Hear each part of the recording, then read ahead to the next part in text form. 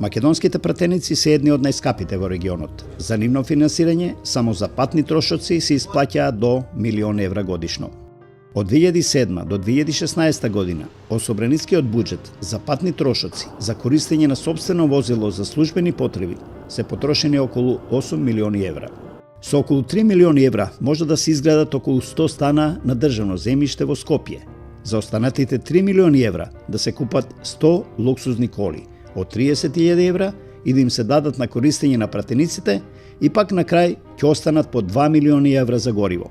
На крајот, со овој модел, државата ќе имаше 100 стана и 100 автомобили во нејзина собственост и многу попосветени пратеници на својата работа. Доколку се изградат станови или ако сакате дури и овие пазарни цени што се за рентене, за кирија што ги издават граѓаните сега по овие цени, на државата многу повеќе се исплати. 200 евра не ви треба, 150 евра на пратеник, од натрешноста му треба еднособен стан да спие, просторија кај ќе се подготвува, што ја знам, ладна кујна или така натаму. Тие не се големи, 150 евра месечно, а пресмете или 200 евра некај. Пресметете колку он треба патните дневните трошоци и за горивото да ги наплаќа. Не е новост во македонската парламентарна демократија пратениците да имаат станови на користење во Скопје. Ваква пракса собранието имало и порано.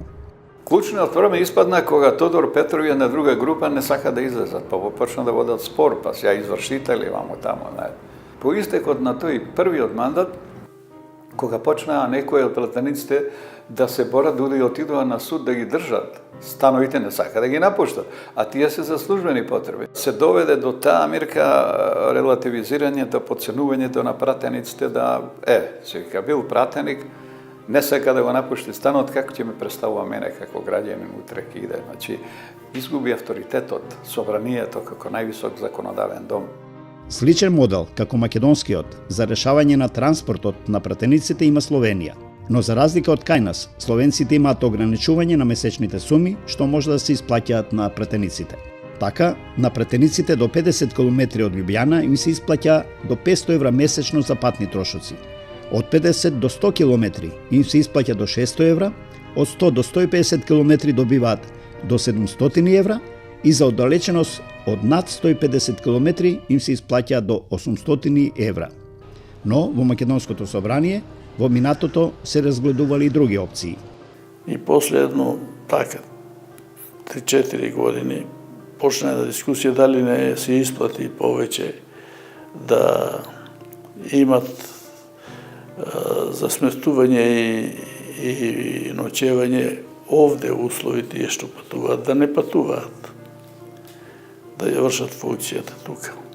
Поранешните пратеници велат дека постојниот модел го фрла во сенка квалитетот на работата на собранието. Пратеник кој што е преокупиран пред се, дали ќе потроши толку пари за бензинот, ќе му остане нешто, дали ќе вози под овакви или онакви услови, не може да биде комплетно подготвен за собраниската работа, за дебата. И особено за мене е најважно квалитетот што треба да го пружи пратеникот во собранието. За слабиот квалитет на работењето на собранието зборуваат и невладините организации кои ја мониторираат работата на оваа институција.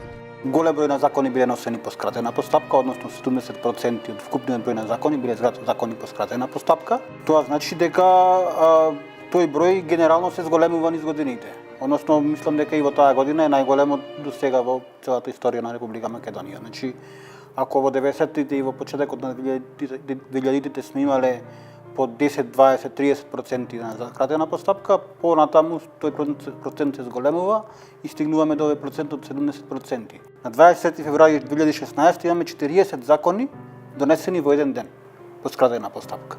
Значи само во еден ден.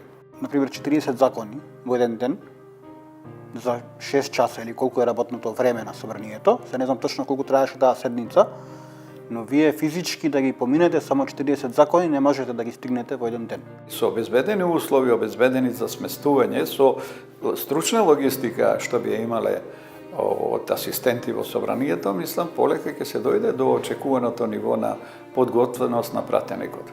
Тоа не се чита, материјалите не се често пати Najvažno je da idete i da se vratite od sednicата дома, a koga sta sad da gi proučavati materijal, ja ne znam. Той пратеник импровизира, он може да дојде да гласа, тој не може да се подготвува за седници. Не може ни за пленарна седница, не за комисија. Така да мислам дека ако тој аспект е важен, не знам, не се овие богате држави, да речеме, премногу богати со пари, па се одлучиле за оваква варијанта да ги сместуваат во седиштето на парламентот од пратениците. Едноставно од практична причина. И ќе заштедат